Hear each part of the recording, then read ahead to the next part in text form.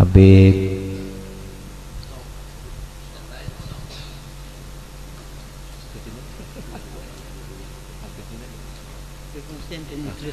Habib Muhsin bin Idrus Al-Munawwaroh, kepada beliau dihaturkan Al-Munawwaroh.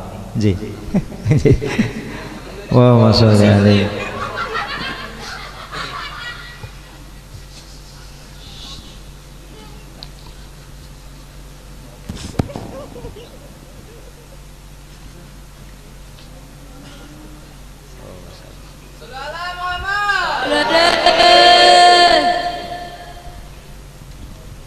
Assalamualaikum warahmatullahi ta'ala wabarakatuh. Innal hamdalillah nahmaduhu wa nasta'inuhu wa nastaghfiruh wa na'udzu billahi min shururi anfusina wa min sayyiati a'malina. Man yahdihillahu fala mudilla lahu wa man yudlil falan tajida lahu waliyan nasira. Alhamdulillahil ma'bud wassalatu wassalam على زين الوجود سيدنا ومولانا محمد المحمود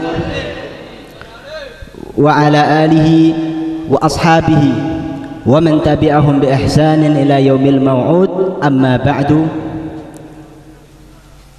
Para habaib, para kiai, para ustadz yang sama-sama kita hormati, wabil khusus sahibul maulid, wabil khusus Khadimul Majlis Al-Habib Yahya Al-Jufri yang sama-sama kita muliakan, hadirin wal hadirat yang dicintai Allah Subhanahu wa taala. Alhamdulillahirabbil alamin.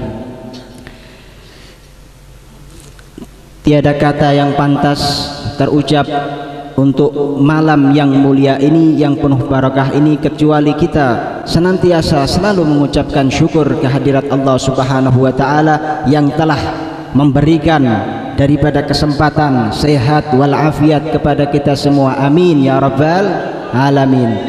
Dalam sebuah hadis Rasulullah sallallahu alaihi wasallam menyebutkan, kala Rasulullah sallallahu alaihi wasallam, ni'matani maghbunun fihima katsirun minan nas. Ada dua kenikmatan yang mana manusia itu lupa, manusia ini lalai di dalam dua kenikmatan tersebut. Apa itu? As-sihhatu wal faragh. Rasa sehat, kesehatan dan waktu luang.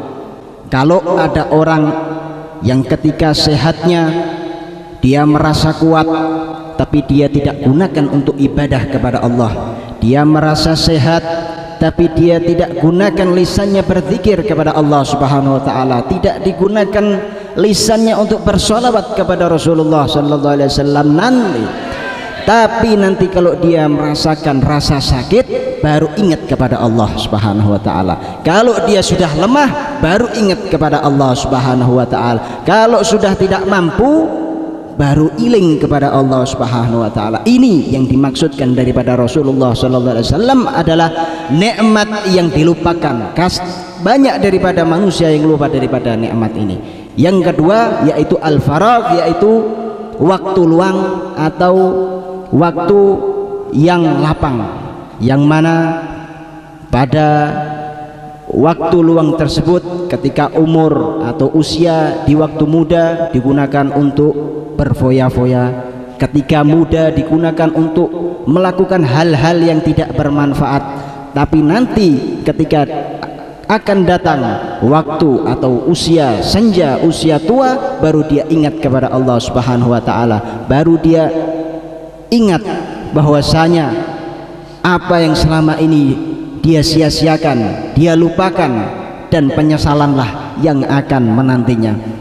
Oleh karena itu, apabila seseorang pengen doanya itu dikabulkan, pengen daripada hajatnya itu terpenuhi, maka ketika waktu luang, ketika waktu lapang, ketika dia merasakan daripada kesenangan, haruslah dia ingat kepada Allah Subhanahu wa taala. Bahkan Rasulullah sallallahu alaihi wasallam meriwayatkan dalam sebuah hadis, berkata, Rasulullah bersabda bahwasanya ta'arraf ilallahi fir rakhai ya'rifka fi syiddah. Kenali Allah Subhanahu wa taala, ingat kau kepada Allah Jangan kau lupa ta'arraf ilallahi fir rakhai ya'rifka fi syiddah. Kenali Allah Subhanahu wa taala di waktu masa senangmu, di waktu masa bahagiamu, niscaya Allah Subhanahu wa taala akan mengingatmu di waktu sempit, di waktu engkau butuh, di waktu engkau sedang kepepet sempit. Engkau berdoa kepada Allah Subhanahu wa taala, niscaya Allah Subhanahu wa taala langsung mengijabahi daripada doamu. Amin ya rabbal alamin. Dan juga dalam sebuah hadis disebutkan, ma min da'in yad'u illallah, tidak ada seorang pun yang berdoa kepada Allah, minta hajatnya kepada Allah Subhanahu wa taala, kecuali dikabulkan oleh Allah Subhanahu wa taala. Hanya saja ini dalam 3 hal. Apa itu 3 hal? Yang pertama, imma an yu'ajjilallahu fid dunya. Yang pertama yaitu doanya itu mungkin dikabulkan di dunia, disegerakan dulu di dunia. Jadi ketika dia berdoa bukan tidak dikabulkan, tapi ada 3 hal pilihan yang disebutkan di dalam sebuah hadis. Yang pertama yaitu langsung dikabulkan di dalam dunia. Yang kedua, imma yuakhirahullah, Allah Subhanahu wa taala mengakhirkan dan menyimpan doa-doanya nanti. Bahkan dalam sebuah hadis disebutkan, ketika nanti datang hari akhir, orang-orang mukmin pada masuk surga semua, dan orang-orang yang kafir yang ingkar kepada Allah dan Rasulnya masuk neraka. Kemudian orang yang mukmin ini masuk surga, kemudian diberikan oleh Allah Subhanahu wa taala suatu hadiah, suatu imbalan yang dia tidak pernah merasakan atau pernah berbuat sesuatu tersebut. Kemudian ditanya, ya Allah, dari mana ini semua? Maka Allah menjawab, ini adalah doa-doamu yang engkau doa di sewaktu engkau hidup di dunia. Ya Allah, kalau memang tahu daripada imbalan atau pahala yang engkau berikan seperti ini, niscaya lebih baik doa-doaku tidak usah engkau kabulkan di dunia, lebih baik engkau simpan doa-doaku di akhirat. Ini yang kedua. Yang ketiga yaitu doa ini untuk menolak bala. Artinya semakin orang itu berdoa kepada Allah Subhanahu wa taala, berzikir kepada Allah Subhanahu wa taala, niscaya bala musibah yang menimpa dia niscaya akan tertolak dengan doa tersebut. Bahkan hal ini dikuatkan dalam sebuah hadis, qala Rasulullah sallallahu alaihi wasallam, la yaruddul qada'a illa du'a. Tidak ada yang menolak daripada qada atau ketentuan Allah Subhanahu wa taala, dan tidak ada yang bisa merubahnya kecuali dengan doa kepada Allah Subhanahu wa taala. Mungkin yang ini bisa saya sampaikan. Wal afu minkum, kalau ada kata-kata kesalahan mungkin sekiranya bisa dimaafkan.